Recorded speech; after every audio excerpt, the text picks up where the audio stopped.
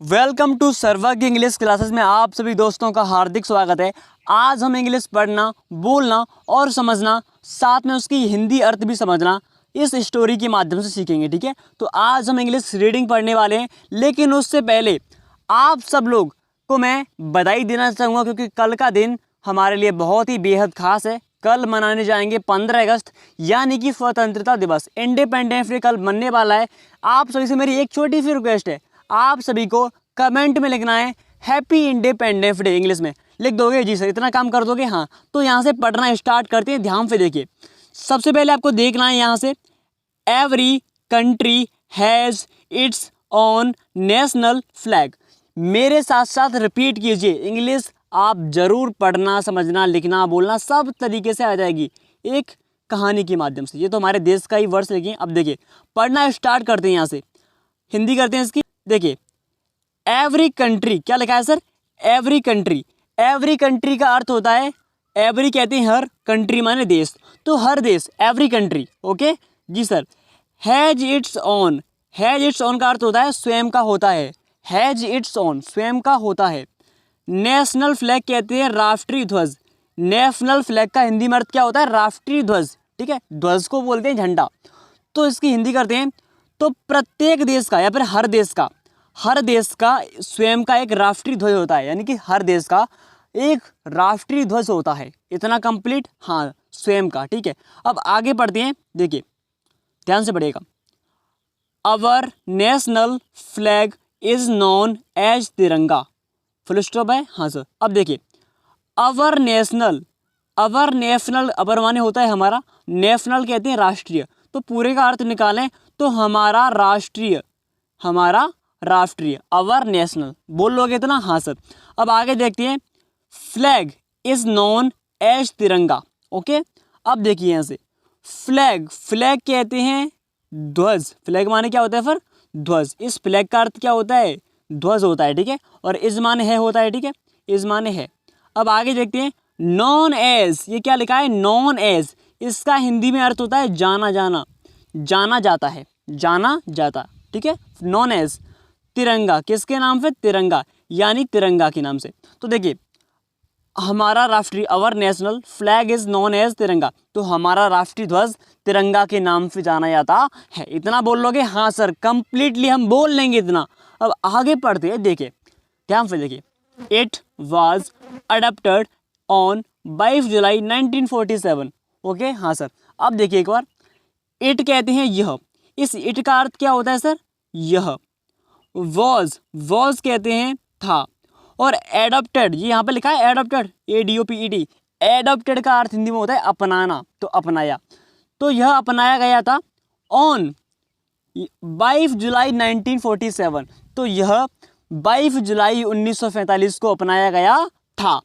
It was adopted on 22 जुलाई 1947। बोल लोगे? हाँ सर। अब देखिए, आगे बढ़ते हैं। A flag is a symbolic representation of any country. इतना क्लियर? हाँ सर। अब देखिए, ध्यान से पढ़िए।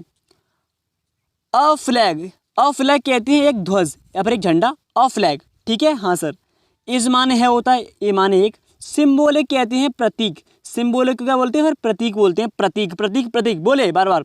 जितनी बार प्रैक्टिस करोगे इंग्लिश में सिंबॉलिक रिप्रेजेंटेशन, उतनी ही आपकी इंग्लिश आगे बढ़ेगी। ठीक है, अब आगे देखिए, ये क्या लिखा है? सिंबॉलिक माने क्या होता है? प्रतीक। रिप्रेजेंटेशन कहते हैं प्रतिनिधित्व करता। ठीक है, रिप्रेजेंटेशन या फिर प्रतिनिधित्व करना। बोल लोगे? जी sir.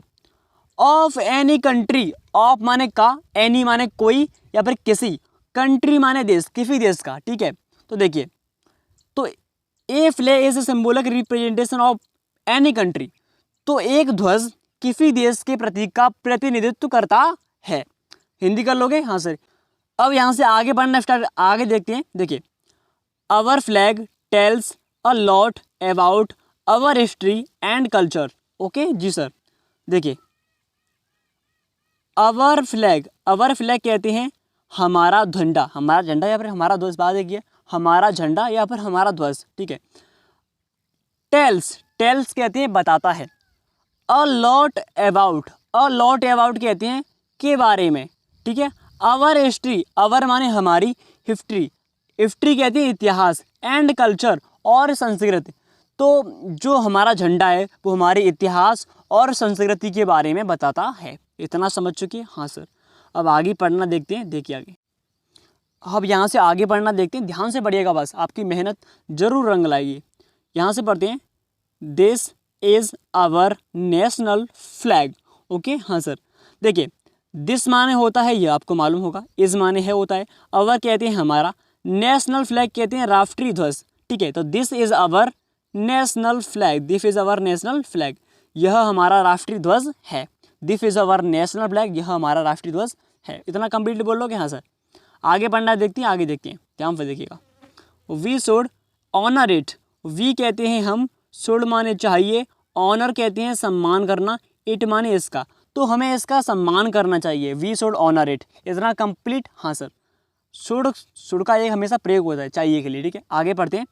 We are proud of it. ठीक है, वी माने होता है हमें, आर माने है होता है, प्राउड कहते हैं अभिमान। ठीक है, ऑफ इट कहते हैं इस पर, तो हमें इस पर अभिमान है। We are proud of it, we are proud of it, हमें इस पर अभिमान है। ओके, हाँ सर। आगे पढ़ते हैं, देखिए। There are 3 colours in our flag. Okay, there are 3 colours in our flag. ठीक है, अब देखिए, देयर का कोई भी अर्थ नहीं होता, ध्यान देना आपको। ठीक है, देयर का कोई भी अर्थ नहीं होता है, क्योंकि इसका हमेशा प्रयोग होता है। आर कहते हैं है, 3 कलर कहते हैं 3 रंग, इन आवर फ्लैग हमारे ध्वज यानी हमारे झंडे में, तो हमारे झंडे में 3 रंग होते हैं। इतना क्लियर? हाँ सर। आगे पढ़ते हैं, देखिएगा। These are saffron, white and green. ठीक है, दीज कहते हैं ये, तो ये आर माने हैं, तो दीज आर ये हैं सेफ्रन, सेफ्रन का हिंदी में अर्थ केसरिया होता है, और वाइट को सफ़ेद कहते हैं, एंड माने और होता है, और ग्रीन माने हरा होता है। ठीक है, तो ये हैं केसरिया, सफ़ेद और हरा। ये बोल लोगे, सिंपल है भाई, सेफ्रन, वाइट एंड ग्रीन, बोल लोगे? जी सर। अब यहाँ पे देखते हैं, देयर इज़ एन अशोक चक्र in the centre on the white strip. एक बार फिर से पढ़ते हैं, आपकी समझ में नहीं आएगा। देयर इज़ एन अशोक चक्र in the centre on the white strip, completely बोल लोगे? हाँ सर। अब इसकी हिंदी अनुवाद करते हैं, देखिएगा।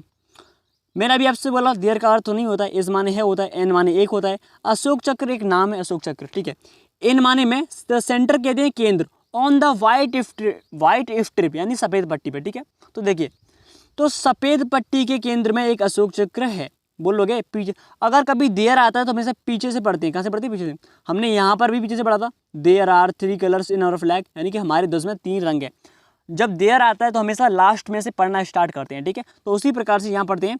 तो देयर इज एन अशोक चक्र in the centre on the white strip, तो सफ़ेद पट्टी के केंद्र में एक अशोक चक्र स्थित है। इतना बोल लोगे? हाँ सर, कंप्लीटली हम इतना समझ चुके हैं। तो आज आपको ये बताना है कि हमारी क्लास कैसी लगी, प्लीज़ ज़रूर बताना, और साथ में हमारी वीडियो को लाइक करके चैनल को सब्सक्राइब जरूर करें। थैंक यू सो मच, मिलते हैं ऐसे इंटरेस्टिंग वीडियो के साथ। जय हिंद। और कल है इंडिपेंडेंस डे, उसके लिए कमेंट में इंडिपेंडेंस डे जरूर लिखें। धन्यवाद।